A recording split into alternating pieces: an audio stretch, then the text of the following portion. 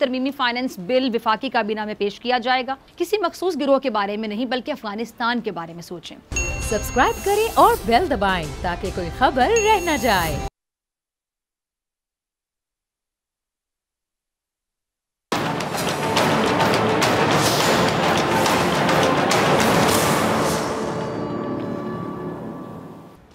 अस्सलाम वालेकुम नाज़रीन, मैं हूं डॉक्टर फ़िज़ा अकबर खान और मैं हूं पाकिस्तान और आप देख रहे हैं पाकिस्तान के सबसे बड़े न्यूज़ चैनल का नंबर 1 प्रोग्राम ऐसे नहीं चलेगा। एक कहानी जो कि मैं आपको पहले भी सुना चुकी हूँ, आज ज़रा दोबारा सुनाना चाहूँगी और गौर कीजिएगा कि मैं कहानी क्यों सुना रही हूँ, क्योंकि हमारी सियासत में भी कुछ ऐसा ही चल रहा है। कहानी कुछ यूँ है कि तुर्की के सुल्तान को एक रात बड़ी घुटन महसूस हुई, लेकिन वो उसकी वजह नहीं जान सका। उसने अपने सिक्योरिटी इंचार्ज को बुलाया और बादशाह की ना आदत थी कि वो भेस बदलकर अवाम की खबरगिरी करता था, जो कि एक अच्छे बादशाह होने की निशानी है। उसने अपने सिक्योरिटी इंचार्ज को कहा कि चलो लोगों के दरमियान चलते हैं, उनका अहवाल ही जान लेते हैं कि क्या चल रहा है। जब बादशाह और उसका गार्ड शहर के एक किनारे पे पहुंचे तो क्या देखते हैं कि एक आदमी गिरा पड़ा है। बादशाह ने उसे हिलाकर देखा, वो मर चुका था। लोग उसके पास से गुजर कर जा रहे थे। अच्छा, बादशाह ने लोगों को आवाज़ दी, इधर आओ भाई। लोग जमा हो गए। अच्छा, भेस बदला हुआ था ना चूंकि बादशाह ने, तो लोग पहचान नहीं सके कि हमारा बादशाह है। लोगों ने बादशाह को काम आदमी समझ के पूछा, जी क्या बात है, क्यों बुला रहे हैं? बादशाह ने कहा, ये आदमी मरा हुआ है, किसी को नजर नहीं आ रहा है, किसी ने उठाया नहीं, क्यों, कौन है ये? अच्छा, और उसके घर वाले उन्होंने पूछा कि कहाँ है? लोगों ने कहा ये बड़ा बुरा आदमी था, बड़ा गुनाहगार इंसान था। तो सुल्तान ने गुस्से से लोगों को कहा कि क्या तुम लोगों में इंसानियत नाम की भी कोई चीज़ नहीं है? चलो इसे मुर्दा समझ के उठा लो ना, अब तो ये मर गया, ये मुर्दा है, इसको उठाओ, इसके घर तो पहुंचा दो इसकी लाश। अच्छा, लोगों ने ना मैयत घर पहुंचा दी। जब उसकी बेगम ने अपने शौहर की लाश देखी तो रोने लगी। लोग चले गए। बादशाह और उसका सिक्योरिटी इंचार्ज वहीं खड़े रहे और औरत का रोना सुनते रहे, सारी बातें सुनते रहे। वो क्या कह रही थी? वो कहती है कि मैं गवाही देती हूँ, बेशक तू अल्लाह का वली है और नेक लोगों में से है। अपने शौहर के बारे में बता रही थी वो। अब सुल्तान उस औरत की बात सुनकर बड़ा हैरान हुआ, कैसे हो सकता है लोग इसके बारे में ये बातें करें। तो उसकी मैयत तक को हाथ लगाने को तैयार नहीं थे। और उसकी बेगम ने कहा कि मुझे भी लोगों से यही तवक्को थी। उसने बताया कि असल हकीकत ये है कि मेरा शौहर हर रोज़ शराब खाने जाता, जितनी हो सके शराब खरीदता और घर लाकर बहा देता और कहता कि चलो कुछ तो गुनाहों का बोझ लोगों से हल्का हुआ। अब इसी तरह कहती कि मेरा शौहर रात को एक बुरी औरत के पास जाता, उसको एक रात की उजरत देता और उसको कहता कि अपना दरवाज़ा बंद कर ले, कोई तेरे पास ना आए। और फिर घर आकर कहता कि अल्हम्दुलिल्लाह आज इस औरत का और नौजवानों के गुनाहों का मैंने कुछ ना कुछ बोझ हल्का कर दिया। और लोग मेरे शौहर को इन जगहों पर जाते देखकर उसको बहुत बुरा इंसान समझते। मैं उसे कहा करती थी कि याद रखो, जिस दिन तुम मर गए लोगों ने ना तुम्हें गुस्ल देना है, ना तुम्हारा जनाजा पढ़ना और ना तुमको दफनाना है। और वो मेरी बातों पर मुस्कुरा देता और मुझसे कहता कि घबराओ मत, तुम देखोगी कि मेरा जनाजा वक्त का बादशाह उलमा और औलिया पढ़ेंगे। ये सुनकर बादशाह रो पड़ा और कहने लगा कि मैं वक्त का बादशाह हूँ, मैं हाकिम हूँ, कल हम इसको गुस्ल देंगे और हम इसकी नमाज जनाजा भी पढ़ाएंगे, इसकी तदफीन भी हम करवाएंगे। फिर उसका जनाजा बादशाह, उलमा और वाकई जो अवाम थी कसीर तादाद, उसने पढ़ा। और नाज़रीन, इस कहानी का सबक क्या है? सबक ये है कि इंसान को नेकी दिखावे के लिए नहीं, अल्लाह के लिए करनी चाहिए। अगर नेकी दिखावे के लिए की गई हो तो सकता है कि दुनिया में लोग आपको बड़ा अच्छा समझें, बड़ी वाह वाह करें, कुछ फ़ायदा हो जाए, आपकी तारीफ़ें हो जाएं। लेकिन बतौर मुसलमान हमारा यकीन है कि ऐसे शख्स का आखिरत में तो कोई हिस्सा नहीं जो दिखावे के लिए नेकी करता है, लोगों की तारीफ़ें समेटने के लिए नेकी करता है। बल्कि ऐसी नेकियां तो मुँह पे मार दी जाएंगी। और जो शख्स अल्लाह के लिए दूसरों से नेकी करे और फिर दिखावा ना करे तो फिर अल्लाह उसे दुनिया में भी अजर देता है और आखिरत के अजर का तो हिसाब ही नहीं है। अक्सर जो हकीकत होती है ना वो नज़र नहीं आती, और जो नज़र आता है वो हकीकत नहीं होती। जैसे कि कहानी में देखा आपने कि एक इंसान के किरदार को लोग जज कर रहे थे, लेकिन बाद में वो कैसा निकला। बाद में लोगों का उस शख्स के बारे में अंदाज़ा शदीद गलत साबित हुआ। अब ये कहानी मैंने आज आपको दोबारा क्यों सुनाई, क्योंकि सियासत में इसी तरह चल रहा है कि आज हमारी सियासत आप देख लें, सियासत का क्या आलम है, जहाँ मुखालिफिन बगैर सोचे समझे एक दूसरे पर इल्ज़ामात लगा रहे हैं। यानी जज करने का सिलसिला जा रहा है, खुद ही वकील बन जाते हैं, खुद ही जज बन जाते हैं। हर कोई दूसरे के बारे में इतना जज कर रहा है, इतना जज कर रहा है, जिस तरह आपसे ज़्यादा आपको दूसरा जानता है। एक दूसरे के खिलाफ फैसला तक सुना दिया जाता है। ना इल्ज़ाम की कोई हकीकत होती है, ना फैसला इंसाफ पे मबनी होता है। आपको याद होगा इमरान खान साहब की हुकूमत बनने के पहले दिन से लेकर अब तक ये क्या सराइयाँ होती रहीं कि जी मौजूदा हुकूमत जो है वो नाकाम हो गई है इसीलिए अपोजिशन हुकूमत के खिलाफ तहरीक चलाकर इसको रुखसत करना चाहती है। अब यही वजह है कि ख्वाजा आसिफ साहब ये पेशगोई कर रहे हैं कि आम इंतखाबात 2022 के शुरू में या फिर बस यानी दरमियान में हो सकते हैं। अब ख्वाजा आसिफ का कहना था कि मौजूदा हुकूमत को निकालना है तो तहरीक अदम एतमाद से निकालें, किसी गैर आइनी तरीके से उनको नहीं निकालना चाहिए, क्योंकि अगर मौजूदा हुकूमत को किसी और तरीके से निकाला तो इससे आइन की खिलाफ वर्जी होगी और ये सियासी शहीद बन जाएंगे। अब शायद ये यही वजह कह लें कि नवाज शरीफ साहब जो चौधरी बरादरान को मिलना तक पसंद नहीं करते, ज़रा सोचें, अब वो खुद चौधरी परवेज़ इलाही को फ़ोन करते हैं और नवाज शरीफ साहब ने परवेज़ इलाही साहब से राब्ता किया, उन्हें और शुजात हुसैन को लंदन आने की दावत दी और चौधरी परवेज़ इलाही से साबिक़ वज़ीर ख़ज़ाना इसहाक़ डार साहब ने भी टेलीफोन पे चौधरी शुजात हुसैन की खैरियत दरियाफ्त की, उनके लिए नेक ख्वाहिश का इजहार तक किया। अब इसके अलावा जो साबिक़ गवर्नर पंजाब मखदूम अहमद महमूद की नवाज शरीफ साहब से मुलाकात का भी इंकशाफ हुआ है। अब ये जो सूरत हाल है ना नाज़रीन, इसको देखते हुए ये क्या सराइयाँ की जा रही हैं कि नून लीग हुकूमत के ख़ात्मे के लिए अपने मुखालिफिन से भी हाथ मिलाने के लिए तैयार है और कोई बैद नहीं कि बहुत जल्द नवाज शरीफ साहब जहांगीर तरीन से भी मुलाकात कर लें, क्योंकि जहांगीर तरीन साहब भी इन दिनों लंदन में है। अच्छा, लंदन में जारी इस सियासी खेल का, ये सियासी खेल ही ना जो चल रहा है, इसका नतीजा कब आता है और क्या आता है इसके लिए थोड़ा सा इंतज़ार करना पड़ेगा। लेकिन हुकूमत ये कहती है कि उसकी सियासत इलेक्शन या जीत के लिए नहीं है, बल्कि इनको जो मंसूबे हैं और नज़रिया, ये जो विज़न है, ये बड़ा लॉन्ग टर्म है और उनकी जो बनाई गई पॉलिसीज़ है ना, उसका असर फौरी तौर पे नहीं होगा, बल्कि वक्त के साथ साथ लोगों को अंदाज़ा हो जाएगा कि तहरीक इंसाफ की हुकूमत ने आवाम की भलाई के लिए क्या क्या इक़दामात किए। अब इस एतबार से अगर देखा जाए तो तहरीक इंसाफ की जो परफॉर्मेंस है उसको 5 साल पूरे होने के बाद ही जज करना चाहिए, लेकिन अपोजिशन ने तो पहले से ये तय कर लिया था कि हुकूमत नाकाम हो गई है, निकम्मी है, नाअहल है, नालायक है और ये नाकाम हो गई है, पिट गई है, फ्लॉप हो गई है। अब इसीलिए महंगाई को बुनियाद बनाकर अवाम में हुकूमत के नालायक होने का, निकम्मे होने का, नाअहल होने की मशहूरी की जा रही है, ज़ोर और शोर से मशहूरी की जा रही है। यानी यहाँ भी वक्त से पहले, वो जो मैं कहानी आपको सुना रही थी कि वक्त से पहले जज करने का ये जो धंधा है ना, ये ज़ोर और शोर से चल रहा है। मैंने धंधे का लफ्ज़ से इस्तेमाल किया क्योंकि जो चल रहा है धंधा ही लग रहा है ये। यहाँ पे कोई मतलब संजीदा बात करने के लिए तैयार ही नहीं है। अब ये फैसला तो अवाम ने करना है ना इंतखाबात पे, तो अब आप इंतखाब पे छोड़ देना, अवाम पे छोड़ दे, वोटों पे छोड़ दे, वोटों के जरिए फैसला हो जाएगा, दूध का दूध पानी का पानी हो जाएगा। सब अपनी अपनी जगह जज क्यों बने बैठे हुए हैं? अवाम फैसला करेगी, अवाम तहरीक इंसाफ की परफॉर्मेंस से खुश है, कारकर्दगी से खुश है या नहीं। इलेक्शन आएगा, अल्लाह के बंदो, वोटिंग होगी, इंतखाब के नताइज से पता चल जाएगा कि अवाम किसकी कारकर्दगी से कितनी खुश थी और कितनी नाखुश थी या कितनी नाराज़ थी, कितनी गम गुस्से का शिकार थी। अच्छा, वज़ीर-ए-आज़म लोगों को अपने मंसूबों से आगाह कर रहे हैं और वो जगह जगह जाकर लोगों को अपनी परफॉर्मेंस से भी आगाह कर रहे हैं और ये एक मैसेज दे रहे हैं, पैगाम, कि उन्हें और उनकी हुकूमत को फौरी तौर पे जज ना किया जाए। और बिल्कुल सही कह रहे हैं वो कि ये जज क्यों कर रहे हैं। ज़रा चलाइएगा प्राइम मिनिस्टर साहब का क्लिप। अच्छा, प्राइम मिनिस्टर साहब कह रहे हैं कि जी मुल्क में अमीर अमीर से अमीरतर और गरीब मज़ीद गरीब हो गया और मेरी नज़र में ये मुआशी नाइंसाफ़ी है। वो मुल्क कभी भी तरक्की नहीं कर सकता जब तक वो अपने गरीब लोगों को ऊपर नहीं उठाता, और वो इलाके जो तरक्की में पीछे रह जाते हैं, जब तक उनको ऊपर लेकर नहीं आएंगे तब तक मुल्क तरक्की नहीं कर सकता। अच्छा, वो कहते हैं बलूचिस्तान के जो लोग हैं वो भी पीछे रह गए, हम उनकी सेहत का भी ध्यान नहीं रख सके, वहाँ गुर्बत भी उन तक कम नहीं कर सके। और अब इमरान खान साहब ये भी कह रहे हैं कि जी अंदरून सिंध भी बहुत पीछे रह गया और पंजाब के अंदर डीजी खान, राजनपुर सबसे पीछे रह गए।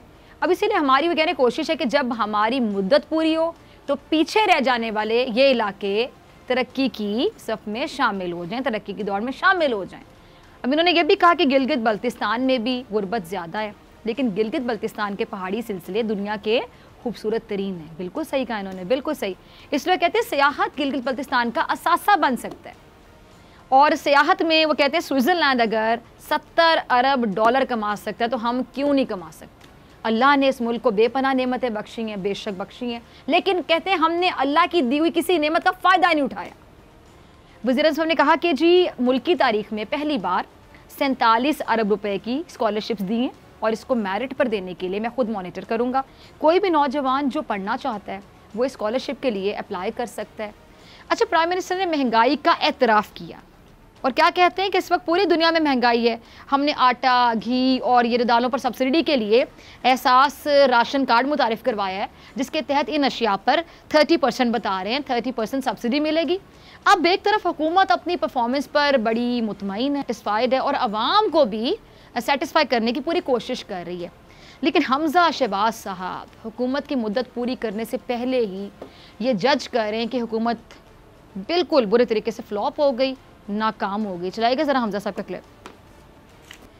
सुना आपने जी, हमजा शहबाज कहते हैं कि जी झूठे हुक्मरानों ने कौम के साथ खिलवाड़ किया। 3 साल से अवाम को धोखा दिया जा रहा है। मईशत तबाह हो गई है, महंगाई ने लोगों का जीना हराम कर दिया, पेट्रोल की कीमत कम करके सेल्स टैक्स बढ़ा दिया गया है, अवाम की आंखों में खून है और इमरान न्याजी की पेशी का वक्त आ चुका है। कहते हैं इमरान न्याजी की नाअहलियों से बचने के लिए कौम को मुत्तहिद होना होगा। इमरान खान की मकारी, ये लफ्ज़ इस्तेमाल करें, इमरान खान साहब की मकारी और अयारी से निजात हासिल करनी है तो कौम खड़ी हो जाए। हमजा मजीद कहते हैं कि पाकिस्तान में लोग महंगाई में पिस गए और मुआशी माहिरीन कह रहे हैं कि पाकिस्तान दिवालिया हो गया। क्या कौम भिखारी है? इन्हें अवाम को महंगाई की अजियत में डालने का हिसाब देना होगा।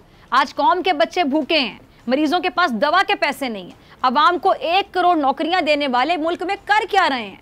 पीटीआई हुकूमत का चौथा साल है, कहाँ है 50 लाख घर? ये पूछ रहे हैं। अच्छा, इमरान न्याजी को कह रहे हैं कि बनी गाला में बैठकर गरीब के दुख नज़र नहीं आते हैं। हुक्मरानों का वक्त आने वाले झूठे हैं, इनका मुहासबा करना।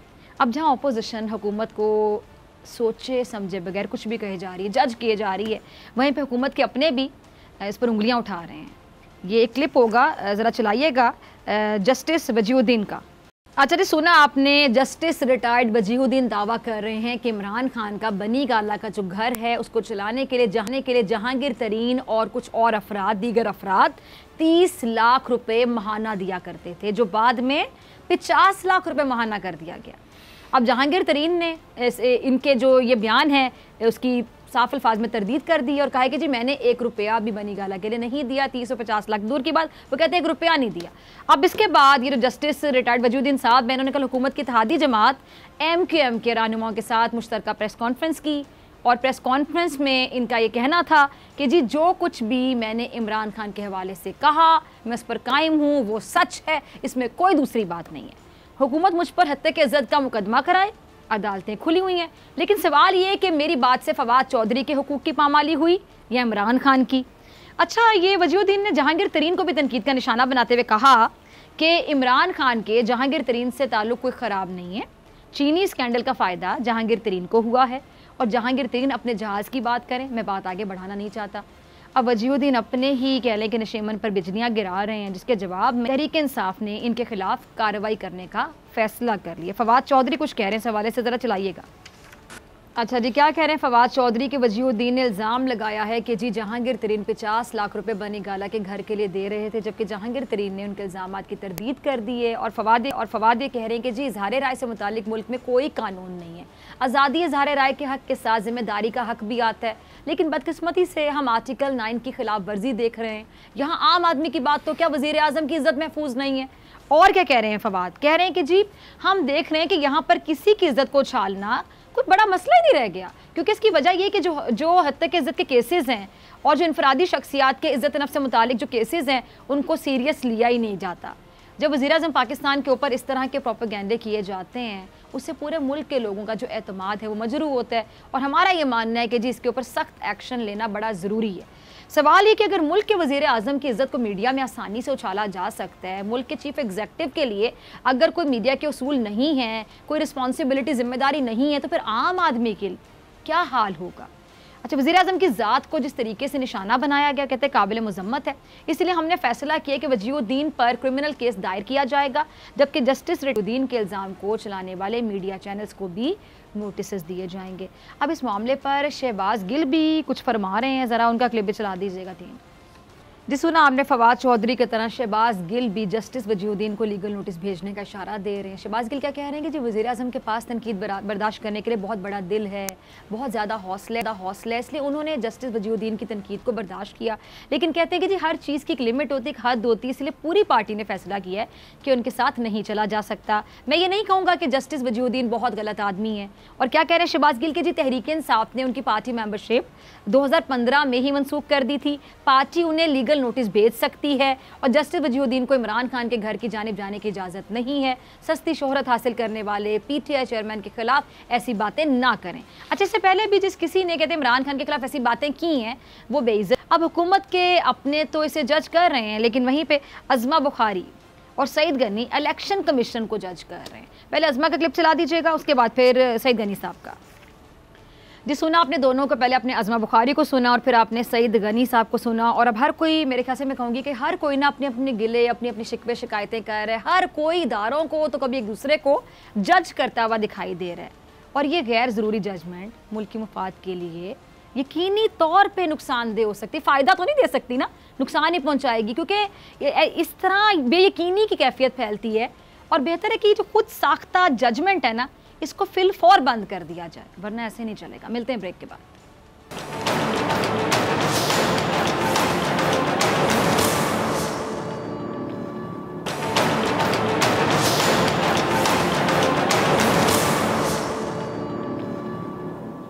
वेलकम बैक नाजरीन। वज़ीर ख़ारजा शाह महमूद कुरैशी साहब ने कहा है कि 19 दिसंबर को इस्लामी ताउन तंजीम के वज़राए ख़ारजा कौंसिल इजलास में अमरीका के मंदूब बराए अफ़गानिस्तान भी शिरकत करेंगे, जो बड़ी एक मस्बत पेशरफ्त है।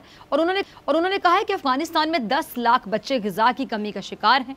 बराए मेहरबानी उन्हें छोड़े नहीं, किसी मखसूस गिरोह के बारे में नहीं, बल्कि अफ़गानिस्तान के बारे में सोचें। अच्छा, कुरैशी साहब ने यह भी कहा कि अगर इंसानी बहरान को नहीं रोका गया तो मुल्क मुआशी तौर पर तबाह हो जाएगा, और अगर तवज्जो ना दी गई तो अफ़गानिस्तान में अल-कायदा और दाइश की बाकियात और मफादात हैं जो दोबारा मुतहरिक हो सकते हैं। अच्छा, दूसरी जानिब अमरीका की दहशतगर्दी से मुतालिक सालाना रिपोर्ट में एतराफ़ किया गया कि साल 2020 में पाकिस्तान ने दहशतगर्दी की माली मुआवनत को रोकने के अलावा financial action task force FATF के मुतालिबात पूरे करने के लिए इकदाम भी किए। और नाज़रीन, दूसरी जानिब अक़वाम मुत्तहिदा की जनरल असम्बली में पाकिस्तान की पेश करदा अवाम के हक़ खुद इरादियत के हुसूल की करारदाद इत्तफ़ाक़ी राय से मंजूर कर ली गई है।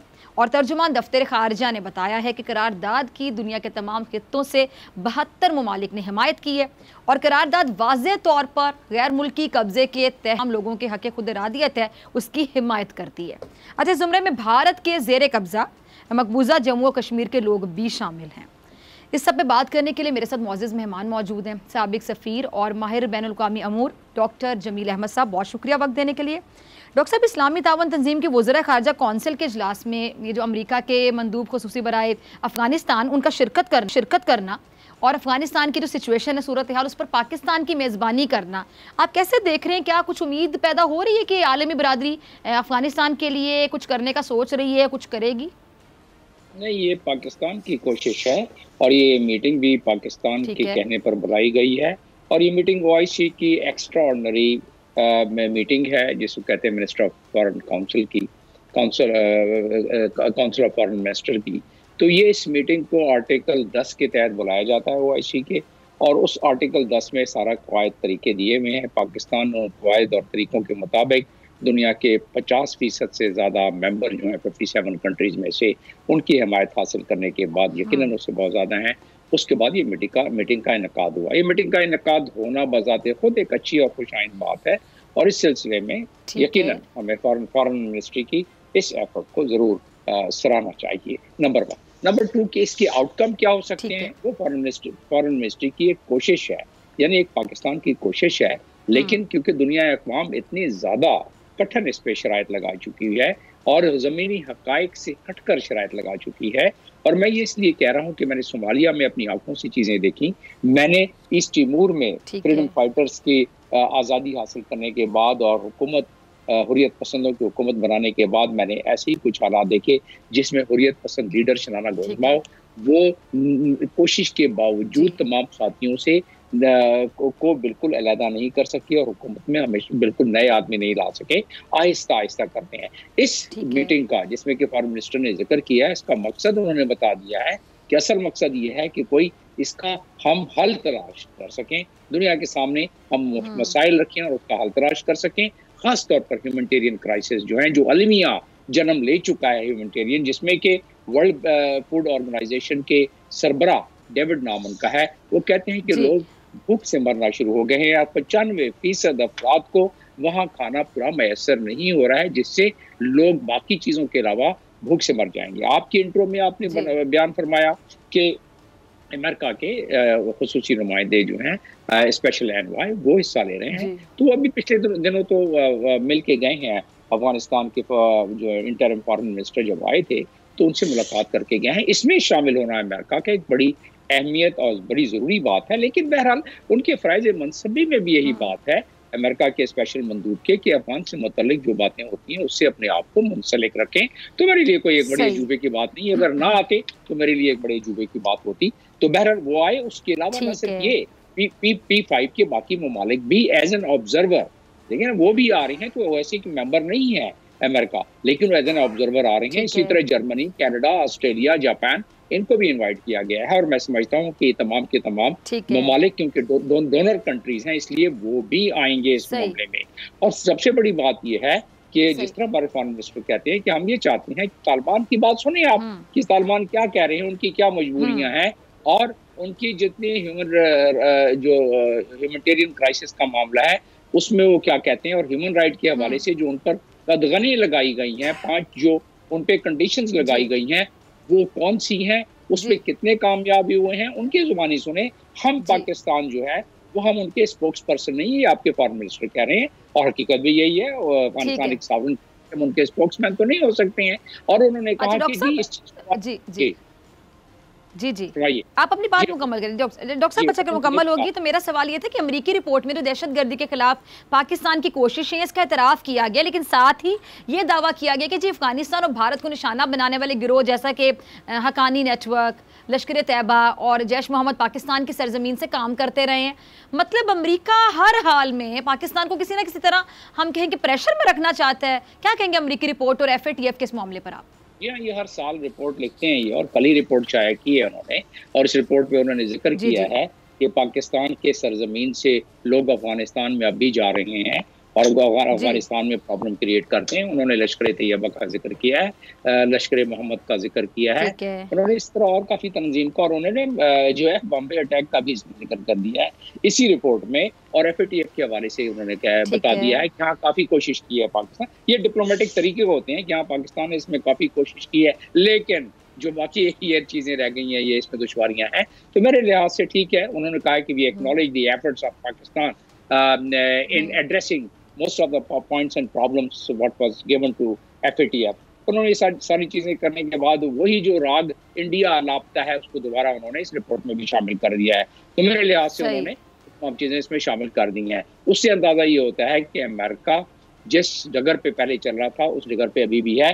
और इस जो आपने जिस मकसद के लिए ये आज की डिस्कशन रखी है OIC के हवाले से और अफगानिस्तान के हवाले से, उसमें उनके शामिल होने से ये हो जाएगा अमेरिका पर कि 57 ममालिक का अगर ये ब्लॉक थोड़ा सा भी अगर अपने दिल में नरम गोशा रख ले, जो कि अभी तक उन्होंने नहीं रखा, फ़लस्तीन और कश्मीरियों के लिए तो नहीं रखा, बहरहाल अल्लाह करे कि इसमें ये आ जाए, तो अगर उसने रख लिया तो उसमें यकीनन कुछ और नहीं तो जो आसूदा ममालिक हैं 57 ममालिक ब्लॉक से, वो उनको कुछ ह्यूमैनिटेरियन इमदाद तो दे सकते हैं और एक प्रेशर पैदा क्रिएट कर सकते हैं दुनिया अक़वाम पर। प्रेशर बैनुल अक़वामी क़वानीन के मुताबिक अगर ये ब्लॉक चाहे, ये ब्लॉक जो OIC का ब्लॉक है 57 का, इसको अक़वाम मुत्तहिदा की तायीद हासिल है चैप्टर 7 अक़वाम मुत्तहिदा के चार्टर के तहत। और क्योंकि इसको और जिस तरह के बाकी रीजनल ऑर्गेनाइजेशन है जैसे EU हो गया, जैसे अफ्रीकन यूनियन हो गया, जैसे बाकी इस तरह के, तो इनकी अपनी नेटो हो गया, जैसे इनकी भी एक अहमियत अफादियत है।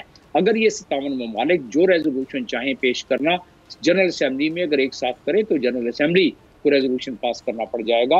सिक्योरिटी काउंसिल को अगर प्रेशराइज करें तो वहाँ अफगानिस्तान के हवाले से काफ़ी चीज़ें कर सकते हैं। लेकिन और ये चीज़ कोई नई बात नहीं है, ये अफगानिस्तान वो मुल्क है जो कि फाउंडर मेंबर्स में से है OIC के, और OIC के अपने चार्टर में उनका 12वां जुज़ है, आर्टिकल 1 का 12वां जुज़, उसमें लिखा हुआ है कि किसी भी मेंबर कंट्री में अगर ह्यूमैनिटेरियन क्राइसिस हो तो तमाम उम्मा के ममालिक उनको उसकी मदद के लिए उनको आना चाहिए। तो ये तमाम चीज़ें तो उसमें लिखी हुई हैं, लेकिन मगर काश देखें कि अगर ये जब रेजोल्यूशन का पास होता है OIC की मीटिंग के बाद, तो उसमें किस अंदाज में वो अफगानिस्तान के लिए करते हैं, कुछ और नहीं तो कम से कम अफगानिस्तान की बात सुनी जाएगी, और जो इस वक्त वहाँ क्राइसिस है उस पर शायद ज़मीर झंझोड़ना शुरू कर दी, और 9.5 बिलियन डॉलर का कब्जा करके अमेरिका बैठा हुआ है, शायद उसमें कुछ नरमी दिखलाए। और सबसे बड़ी बात यह है कि अमेरिका का अपना एक निज़ाम है, उस निज़ाम को कहते हैं financial system of United states.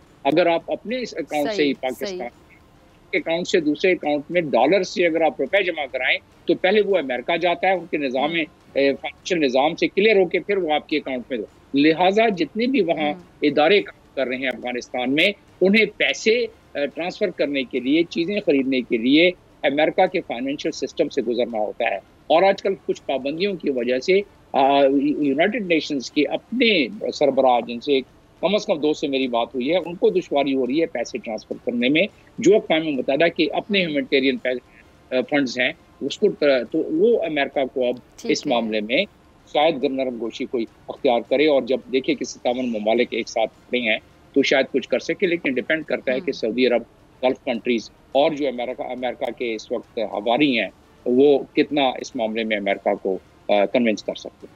ठीक है।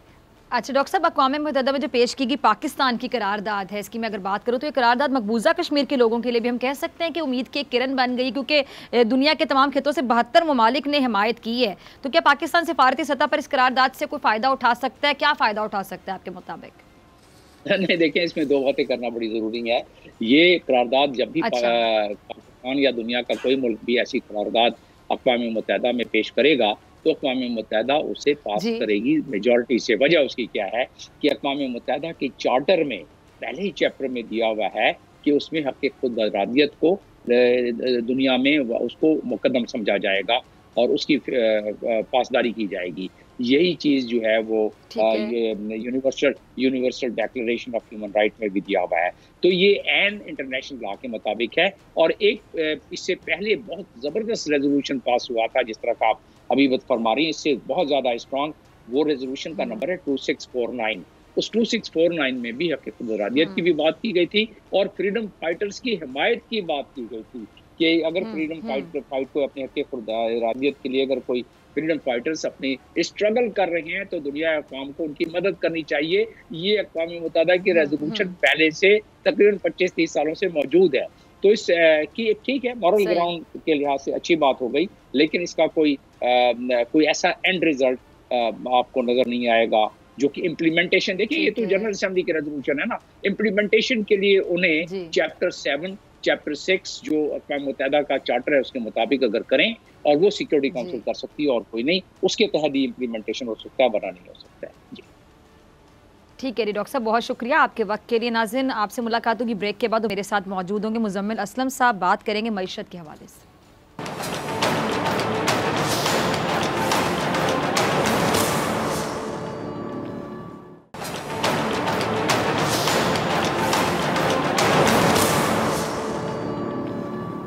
वेलकम बैक नाजरीन। एशियाई तरक्याती बैंक ने जनूबी एशिया की मुआशी शरह-ए-नमू में कमी की पेशगोई करते हुए पाकिस्तान में महंगाई में इजाफे का खदशा जाहिर कर दिया है।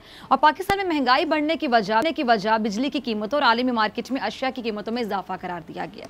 अच्छा, दूसरी जानिब तरमीमी फाइनेंस बिल विफाकी काबीना में पेश किया जाएगा, जिसमें 50 अरब रुपए का टैक्स इस्तिस्ना खत्म और टैक्स वसूलियों के अहदाफ 271 अरब रुपए इजाफे से 6100 अरब रुपए तक ले जाए जाएंगे।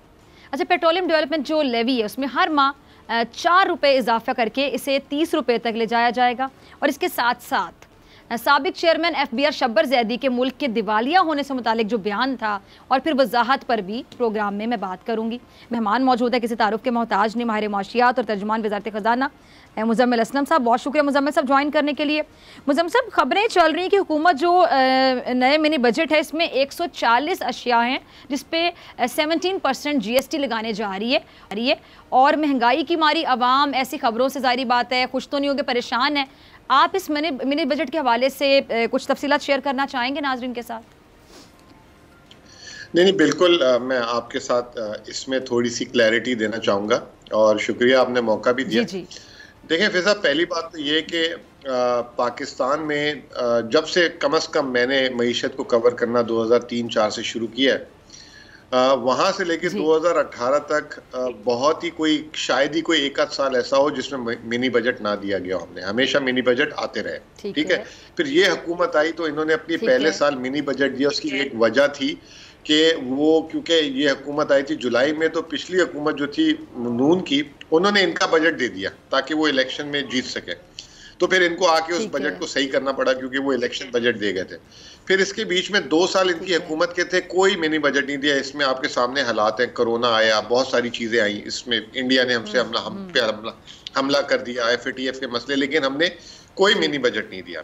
अब इस साल हम जो है ये सब इसको मिनी बजट का नाम दे रहे हैं। ये मैं समझता हूँ पहले तो मिनी बजट को समझा जाए। मिनी बजट इसलिए दिया जाता है कि जो आपके टैक्स अहदाफ हों और वो उसके हसूल में आप कामयाब ना हो रहे हो तो आप मिनी बजट दे देते हैं ताकि आप टैक्स अपने अहदाफ को हासिल कर सके। इस साल जो है माली साल जो चल रहा है, हमारे 5 माह में टैक्स के अहदाफ से हम आगे हैं, और आगे भी थोड़ा बहुत नहीं, 300 अरब रुपए हमने हदफ से ज्यादा इस वक्त अपने हासिल किया हुआ है। तो हमारा ये इसको मैं मिनी बजट इसलिए नहीं कहूंगा, ये रिफॉर्म बजट है।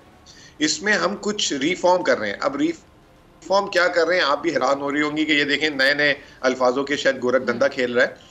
ये इसमें कोई गोरख धंधा नहीं है। देखें ये रिफॉर्म बजट इस तरह है कि टैक्स का सिस्टम क्या होता है कि अमीर से टैक्स ले और गरीब की फलाह पे खर्च करें, ठीक है। अब IMF जो है एक प्रिंसिपल स्टांस में कहता है कि आपने क्यों जो है टैक्स को मसावी क्यों नहीं रखा हुआ। आपने जो है टैक्स में कई जगह पे छूट दी हुई। अब आपने जैसे खुद बताया कि हम सेल्स टैक्स जो है 17% जिन चीजों पे नहीं होगा उन पे लागू करने जा रहे हैं। पहले तो मैं बता दूं किन चीजों पे लागू नहीं होगा। खाने पीने की जितनी भी अशिया हैं जो हम आप लोग लेते हैं, जैसे कि सब्जियां लेते हैं, खुली चीनी लेती, ये खुली चीजें लेते हैं, आटा खुला लेते हैं, इनमें किसी पे नहीं है। फिर खाद जिसपे जो है जिसकी वजह से खाना पीना तैयार होता है में, खाद पे टैक्स नहीं लगेगा। ट्रैक्टर हैं, फिर पेस्टिसाइड्स हैं, इस तरह की किसी भी चीज पे टैक्स नहीं लगेगा। अब टैक्स किस पे लगेगा? आईफोन के इस्तेमाल जो बहुत महंगा है, इस मुल्क पे दबाव भी है। अगर कोई बाहर से ब्रांडेड साइकिल लेकर आ रहा है, अब मैं बोलूं पेन पे सेल्स टैक्स लग रहा है। एक पेन ये है कि जो 5 रुपए का बॉयल पॉइंट लगता है उसमें नहीं होगा।